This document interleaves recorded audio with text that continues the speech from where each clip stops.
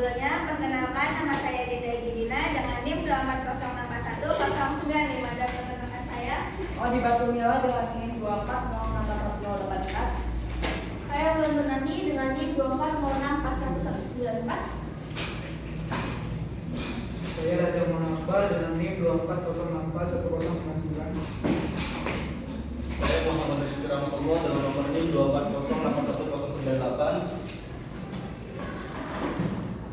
Saya Muhammad Arif dengan NIM 240641100.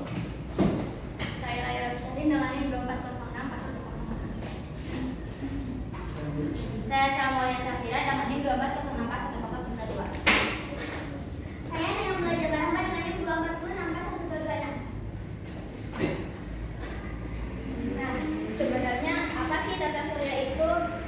Tata surya adalah suatu benda langit yang terdiri dari matahari dan objek lain yang mengelilinginya. Nah, objek lainnya itu ada apa aja sih? Yang pertama, ada planet-planet, bintang, satelit, asteroid, komet, dan meteor.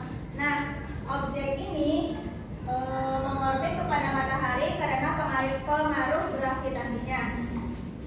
Lalu, kenapa sih matahari menjadi pusat dari sistem tata surya? Karena matahari memiliki massa yang sangat besar, yaitu sekitar 99,8% dari total massa sistem di tata surya, yang membuat planet-planet lain mengorbit kepada matahari. Nah, selanjutnya ada susunan tata surya. Susunan tata surya terdiri dari matahari, 4 planet bagian dalam, lalu ada sabuk asteroid, 4 planet bagian luar, lalu ada sabuk Kuiper. Nah, setelah sabuk Kuiper itu sekitar jaraknya 1000 kali terdapat ada namanya awan Oort. Awan Oort ini diperkirakan sebagai sumber komet periode panjang yang mengorbit matahari. Nah, kita bisa lihat di sini ada matahari. Nah, terus ada 4 planet bagian dalam. Ada Merkurius, Venus, Bumi, dan Mars. Lalu ada sabuk asteroid, terus ada planet bagian luar, ada Jupiter, Saturnus, Uranus, dan Neptunus. Nah, sabuk Kuiper itu ini di sini. Ini kan planet apa kita terakhir tadi teh? Neptunus. Nah, ini Neptunus dan ini itu sabuk Kuiper. Nah, terus yang ini yang jauh banget ini itu namanya awan Oort.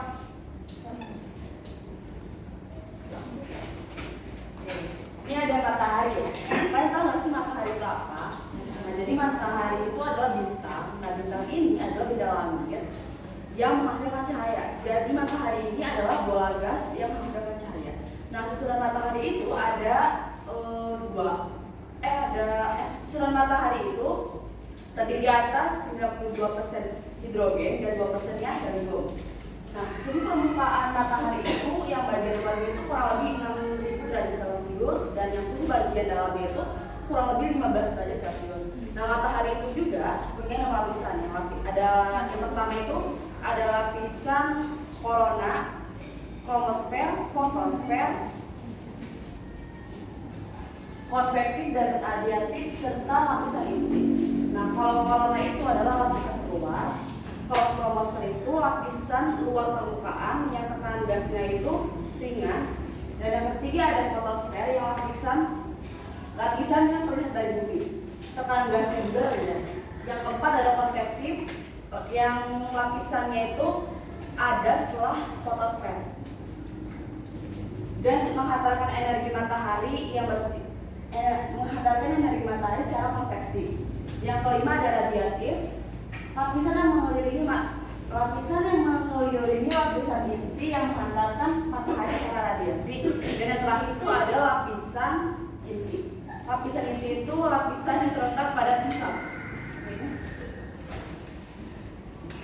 Kalau yang kedua ini ada planet. Nah, planet itu adalah benda langit yang tidak menghasilkan cahaya dan berotasi serta berevolusi mengelilingi matahari.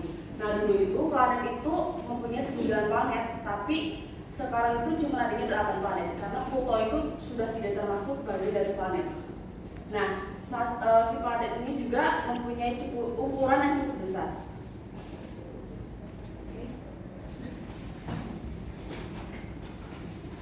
Oke, selanjutnya ada macam-macam planet. Planet kan tadi ada 8. Yang pertama itu ada planet Merkurius, kedua Venus, ketiga Bumi, keempat Mars, kelima Jupiter, keenam Saturnus, ketujuh Uranus, dan terakhir Neptunus. Planet pertama ini ada Merkurius. Nah, Merkurius ini mempunyai ukuran yang paling kecil. Coba paling kecil. Tuh, kita bisa lihat dari semua ukuran ke-8 planet ini, Merkurius ini menjadi planet terkecil di antara keseluruhan planet. Memiliki ukuran sekitar 4.879 km. Lalu planet ini terlihat gelap dan memiliki suhu yang ekstrim. Kenapa sih planetnya gelap dan memiliki suhu ekstrim? Karena di planet ini tidak memiliki atmosfer. Atmosfer itu gunanya untuk mengatur suhu panas. Jadi karena nggak ada atmosfer, si Merkurius ini suhunya ekstrim. Kalau siang itu mencapai suhu 430 derajat Celcius, kalau malam itu bisa mencapai minus 180 derajat Celcius. Nah, nih lihat permukaannya kayak gini. Permukaan ini nih isinya ada jurang dan ada lembah. Ini tuh permukaannya mirip dengan bulan. Oke, next. Yang kedua ada Venus. Venus itu planet kedua yang dekat dari matahari.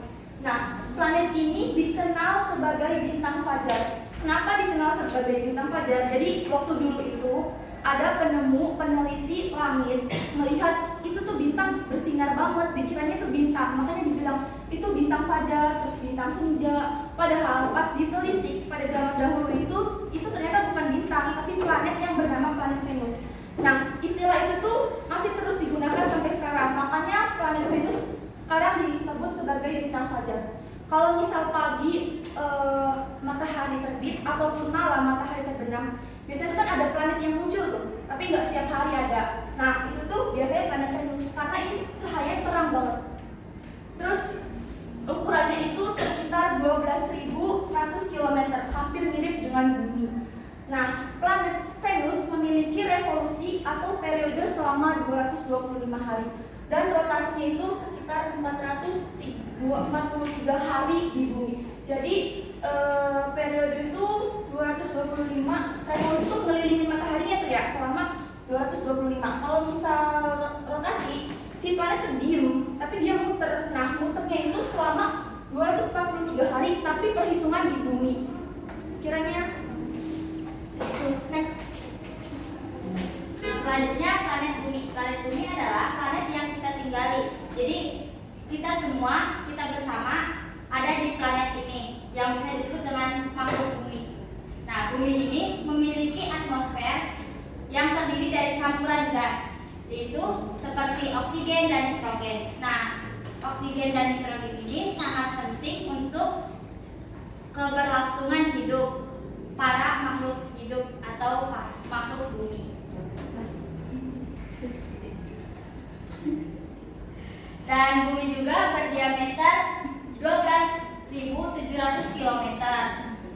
Bumi memiliki satelit alami yaitu bulan yang berperan penting dalam mengatur pasang surut air laut dan menstabilkan poros bumi.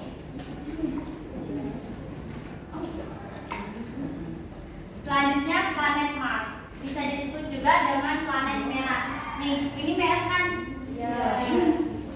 Kenapa sih bisa disebut planet merah itu? Karena ini memiliki permukaan berupa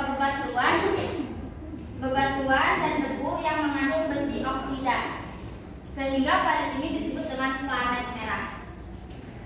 Planet ini juga adalah planet yang ukurannya kecil daripada Bumi, yang berdiameter 6.800 km.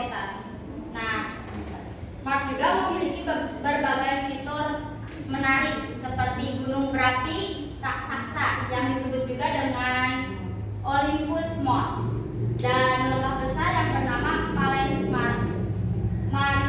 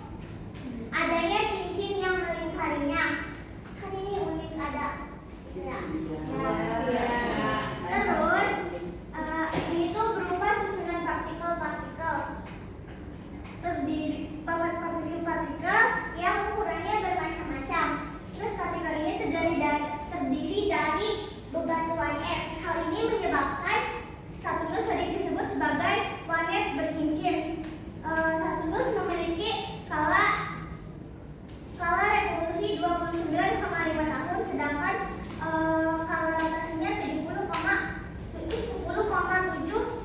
tahun.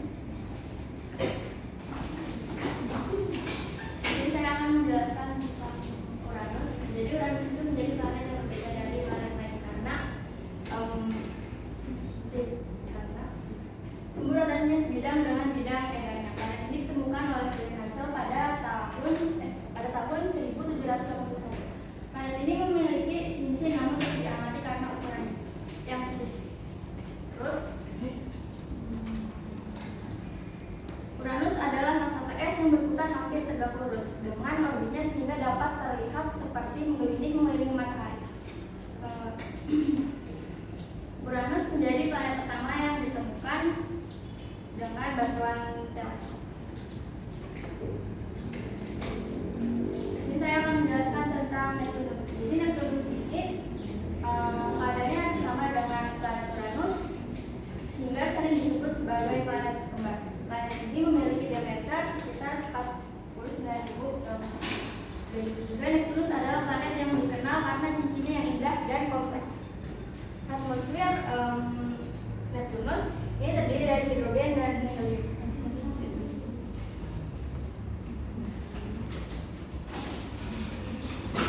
Lalu dalam sistem tata surya selain ada planet-planet, di sini ada asteroid.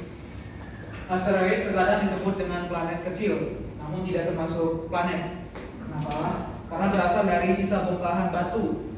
Langit dengan ukuran beragam dan tidak beraturan, tidak jelas. Sisa pembentukan tata surya pada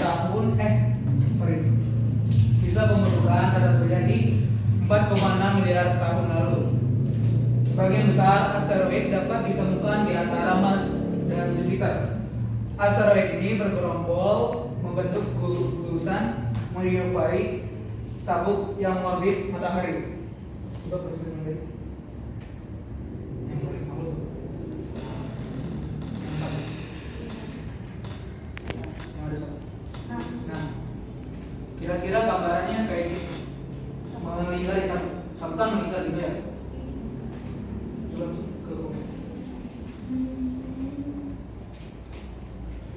Lalu keempat ada komet.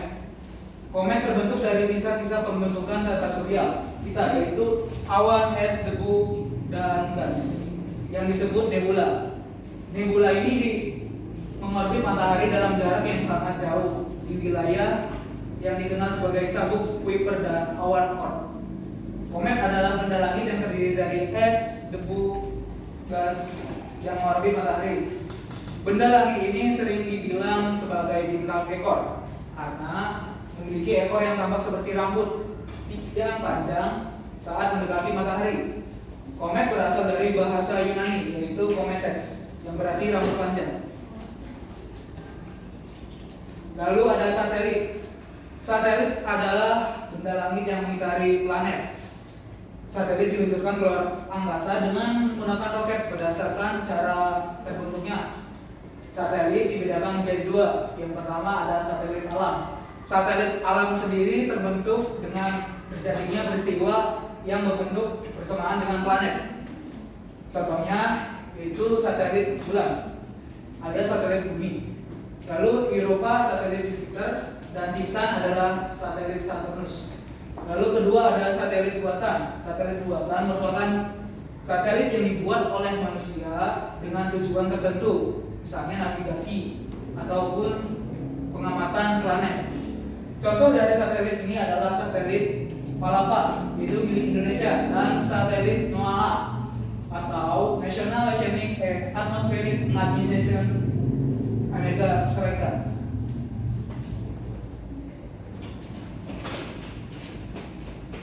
Oke, setelah kita mempelajari satelit, komet, dan tadi ada satelit, sekarang kita mempelajari tentang meteoroid. Apa sih meteoroid? Meteoroid adalah benda luar angkasa yang berupa batu atau bongkahan logam yang memiliki variasi ukuran yang sangat bermacam-macam. Ada yang seukuran debu halus dan seukuran batu beberapa meter. Lalu meteoroid ini terbentuk dari beberapa pecahan asteroid, komet maupun planet-planet lain. Lalu ke meteor. Jadi meteor adalah cahaya yang sangat terang yang tampak di langit ketika meteorit ini memasuki atmosfer.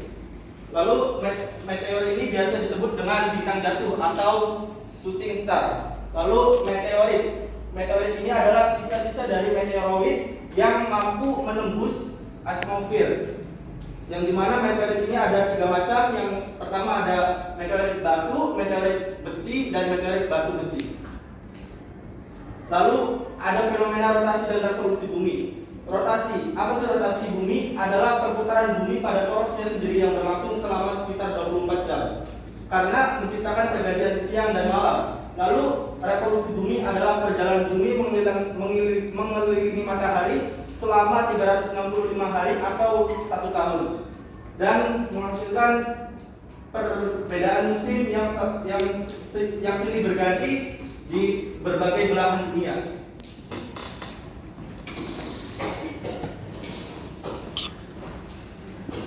Jadi kesimpulannya adalah tata surya adalah suatu sistem yang terjadi dari matahari sebagai pusat serta berbagai benda langit lain seperti planet, satelit, asteroid, meteoroid, dan komet yang bergerak mengelilinginya. Semua benda bergerak secara teratur karena pengaruh gravitasi matahari. Oke, itu materi tentang tata surya. Apakah ada yang ingin kita ditanyakan tentang materi tata surya? Boleh angkat tangan. Ya, boleh. Firda, Ingin bertanya, apa perbedaan antara planet luar dan planet dalam? Terus apa? Kan tadi matahari dikelilingi sama planetnya ya. Nah, kenapa planet yang berbenturan mengelilingi matahari itu nggak berbenturan? Terus boleh? Caranya si orbit mengelilingi matahari itu gimana?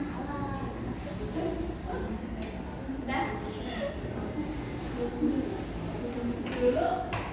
Dulu. Mau nanya apa? Aku mau nanya, kenapa Pluto bukan termasuk planet? Oke. Oke, sebentar ya. Bentar ya.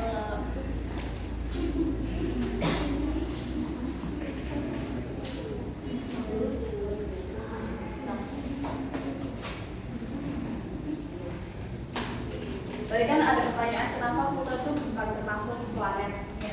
Kan dulu tuh kan Pluto itu kan masuk dalam ke 9 planet itu kan. Nah dulu itu planet tuh ada 9, tapi si Pluto ini udah termasuk. Itu karena si Pluto ini masih mengaruhi oleh gravitasi si Neptunus. Jadi bukan lagi termasuk dari kedua planet itu.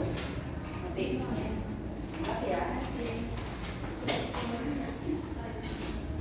Yang ada asteroid. Ya. Saya ingin izin menjawab pertanyaan dari Firda. Saya izin menjawab pertanyaan dari Firda. Pertanyaannya itu apa sih perbedaannya antara planet bagian dalam dan planet bagian luar? Nah, sebenarnya perbedaan yang signifikan itu ada 2. Dilihat dari posisinya, yang kedua dilihat dari bentuknya. Yang pertama dari posisi. Kalau misal planet bagian dalam itu posisinya dekat dengan matahari, yaitu ada Merkurius, Venus, Bumi, Mars. Nah, kalau misal planet bagian luar itu posisinya jauh dari matahari, yaitu ada Jupiter, Saturnus, Uranus, dan Neptunus. Nah, posisi ini dipisahkan oleh sabuk asteroid. Makanya bisa terjadi antara planet dalam dan planet luar, dipisahkan sama ini sabuknya. Sabuknya kan di antara Mars dan Jupiter. Jadi yang situ bagian dalam, yang sini bagian luar. Oke. Terus yang kedua dilihat dari bentuk. Kalau misal yang bagian dalam itu biasanya planetnya masih relatif kecil. Kayak Merkurius, Venus, Bumi, Mars ini kan kecil-kecil semua nih. Nggak sebesar yang Jupiter, Saturnus, Uranus, Neptunus. Makanya planet yang kecil-kecil ini masuk ke dalam planet dalam. Sedangkan yang besar-besar itu menjadi planet luar. Kiranya bisa dipahami? Oke. Ya.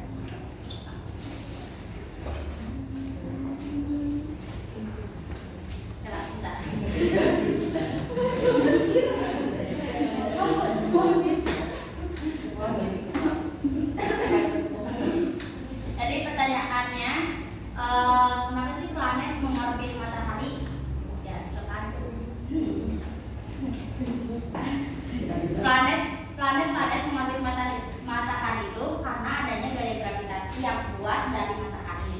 Nah, jadi gaya gravitasi ini membuat tertarik sehingga semua planet-planet itu mendekat dan mengelilingi matahari dalam orbit yang berbentuk elips. Sudah kan? Cukup nggak? Oke, baik. Oke, aku mau jawab pertanyaan dari Sokip. Itu intinya kayak kenapa sih planet-planet juga saling berhubungan kan? Nah, ya karena planet-planet udah punya ini orbitnya masing-masing. Nah, terus juga planet itu mengorbit matahari dengan jarak yang bervariasi. Nah, terus juga dan planet itu memiliki gaya gravitasi yang menjaga planet tetap pada jalurnya. Nih contohnya kayak Merkurius sama Venus, ini dia udah punya orbitnya masing-masing. Orbit itu lintasan planet. Nah, ini ya saya pahami. Oke. Ya.